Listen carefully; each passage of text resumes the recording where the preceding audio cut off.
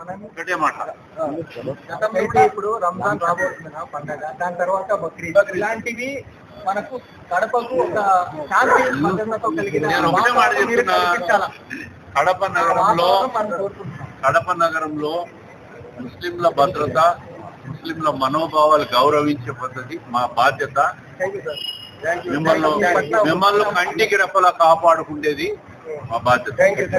ఏ రోజు కూడా ఎప్పుడు కూడా మీకు ఏ కష్టం వచ్చినా ఇబ్బంది వచ్చినా అర్ధరాత్రి అయినా మేము పలుకుతాం. బక్రీదులో కూడా గతంలో బక్రీదులో చూసించారు.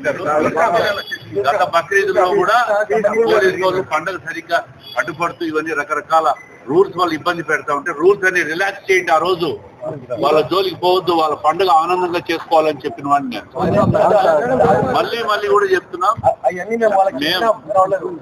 మనం ఉన్నంత వరకు ఖచ్చితంగా మీకు ఏమీ జరగకుండా ఎప్పటికైనా చూసుకుంటే. ఇంతకుముందు కూడా మీరు జాయింట్ కమిటీకి పోయేదానికి కూడా మీరు కూడా ఉన్న కారణం. గతంలో బిల్లు ప్రపోజ్ చేసినప్పుడు కూడా పార్లమెంట్ సెలెక్ట్ కమిటీకి పంపించమని చెప్పి నేను మన మినిస్టర్ ఫరూక్ గారు ఆ రోజు అక్కడే ఉన్నా. వాళ్ళు బిల్లు పెడతా ఉంటే అది ముఖ్యమంత్రి గారి దృష్టిలో పెట్టాం. ముఖ్యమంత్రి గారు ఇమ్మీడియట్ గా అక్కడ పార్లమెంటరీ పార్టీ లీడర్ రావు శ్రీకృష్ణదేవరాయలు ఉంటే పిలిచి ఇమ్మీడియట్ గా దీన్ని సెలెక్ట్ కమిటీకి పెట్టి ఎక్స్పర్ట్స్ బిల్ పాస్ కాకూడదని ఆ రోజే చెప్పాడు. సెలెక్ట్ కమిటీకి పోయి మళ్ళా రివైజ్ చేసి పెట్టారు. దాంట్లో సవరణలు కూడా చేశారు. మనకి ఏం సవరణలు కావాలా ఏంటి అనేది ఒక రిప్రజెంటేషన్ మీరు పెట్టుకోండి. పండుగ అయిన మరుసటి రోజు నేను ముఖ్యమంత్రి గారికి